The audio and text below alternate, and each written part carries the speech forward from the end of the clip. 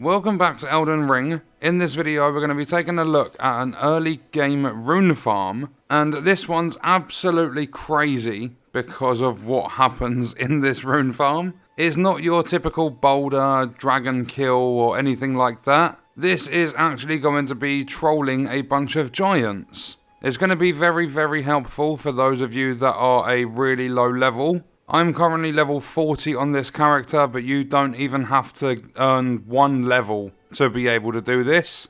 And just quickly before we do get into the rune farm, if you're not currently subbed to the channel, make sure you do sub, turn notifications on. If you enjoy the video, don't forget to leave a like. All support is greatly appreciated. And if you want to support me further as a creator, then check out the links in the description. And let's get into it. So, when you first start the game, you're going to begin a stranded graveyard. You're going to make your way through to the Cave of Knowledge and everything like that. You're going to get that section done, make your way to Limgrave. You will be at the first step. From there, if you make your way north and you come up to the Church of Ella, then you come over to Gatefront. And when you do reach Gatefront, you'll get a cutscene, and within that cutscene you will be given your spectral steed whistle, so you're going to be able to summon Torrent, your horse. From there, if you make sure you go straight back to the Church of Ella, there's going to be a spirit sat on the wall, just next to the site of grace. Grab yourself your spirit calling bell, and also get the lone wolf ashes. If you've gone there too late or anything like that, don't worry, you can go to the round table hold later on in the game and purchase them. You'll be able to buy those off the Twin Maiden husks, but once you've done that, make your way back to Gatefront. And from Gatefront, we're going to jump on our mount, we're going to come up this hill, and we're going to follow it all the way to the very top. When you get to the top of the hill, you are going to see a golden tree. Grab your golden seed from there. Then carry on north up this path here. And you are going to come across Stormhill Shack. Grab this site of grace. Make sure you rest to reset the aggro from that wolf ambush. Then we're going to get on the path again with the dirt one that heads off east. And we're going to keep following this along until we get to the forest sort of section. So come off the path here to avoid those cadens, because they will ruin you at a low level. And you are going to make your way here to the Warmaster's Shack. There will be a vendor in here. He will sell you different ashes of war. If you kill him, you'll get the armor that I'm wearing on this character, the Beast Champion armor. However, if you keep him alive, later in the game you can do a quest for him and you'll get the Bloody Wolf armor. And that Bloody Wolf armor, or I think it's Raging Wolf armor, is from the tech test that was available to players before the game launched. But interact with this site of grace, and once you have, what you're going to do, I'm actually going to rest for a second just to make sure that everything is ready. Health's back up, flasks are full. Then what you're going to do is behind the shack, you're going to head southeast.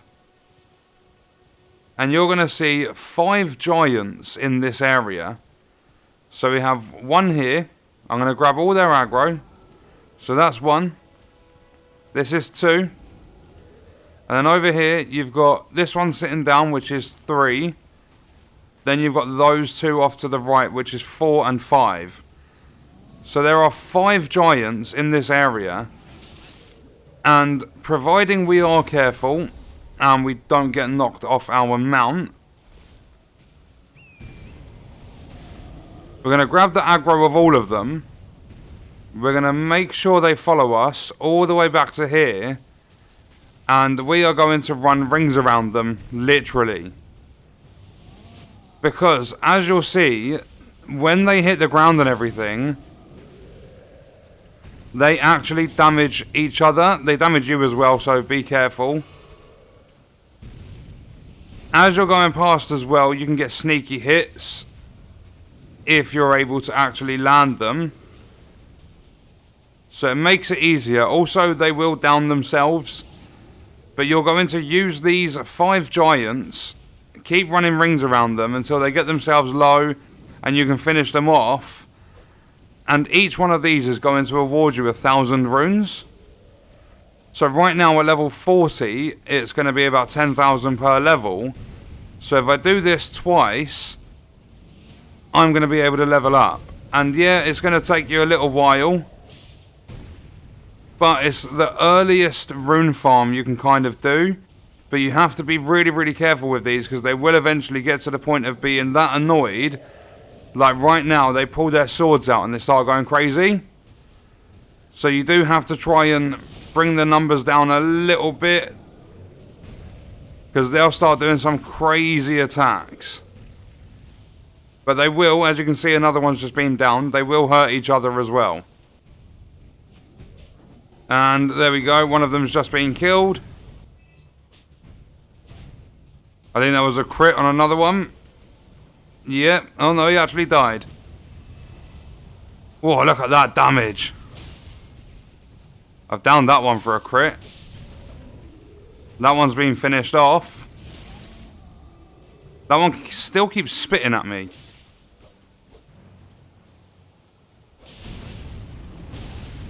Oh, this one's gonna ruin me. No, I'm good. I wish they would stop screaming. See, it's actually a little bit harder when there's a smaller amount, but we now just have the one to deal with. So just keep getting your stamina back, keep going in for little attacks. And be careful he doesn't do that. I mean, you can either just carry on and take him out, or when there is one left, if we just go back to the Warmaster's shack, then when we do get here, we can rest at the site of grace and manage to get 4,000 runes in like a couple of minutes. And then when you do rest and you go back, they've all respawned and you can rinse and repeat. So you don't have to do much travelling at all. It's a really, really early game rune farm. But it's going to help you get those runes, help you level up, and then you can start progressing a little bit further. You can start doing the boulder one. You can build your way up to eventually going on to doing the big rune farms where you're getting up to like 12 million an hour. Not only that, there is a video on the channel. I'll leave it linked in the description. What you can do is roughly around... So from Gatefront, if you come along, but you actually head down into this lake, if you come up here, there's a cave. There's going to be a boss there. His name's Patches. And if you kill him, instead of letting his quest go on and on and on, you will be able to eventually from Stormhill Shack, like make your way up to here, which is the end of the bridge. Like as you come off the main path onto the dirt path, come to the end of the bridge, follow this... Like jump down, follow the terrain into a little passage up to the left, then follow that passage all the way along, and you'll come to lake facing cliffs. When you get here, you'll go to the round table hold, which will be at the bottom left of your map. And when you travel there, after killing Patches, when he does go to surrender, just kill him, get his bell bearing, go to the table of lost grace, or the round table hold, take that bell bearing to the Twin Maiden husks, open up his like purchase menu, buy the cookbook that's in there, go to the Church of Ella, pick up the crafting kit, then you're going to be able to craft gold-pickled fowl feet. And as long as you get a few different crafting recipes, you will have to make your way down into the Weeping Peninsula. But once you've got all the ingredients, you can craft them, and then for 3 minutes, you get a bonus 30% runes. So instead of getting 4,000, I'd get 5,200. But as I said, like the full guide to that, because I show locations and how to get all of the materials and everything like that, that video will be linked in the description and in the pinned comment. So if you want to increase your runes, you can do it at any point of the game. So even when you're in the late game doing the higher end rune farms, you can still use the fowl feet there. So you'll always be getting a 30% bonus. And then there's also things later in the game like a golden scarab that's going to net you an extra 20% as well. So that was a look at an early game rune farm in Elden Ring. But what we're going to do is leave that video there. Let me know your thoughts and stuff in the comments, and I'll see you in the next one. I hope you guys enjoyed it.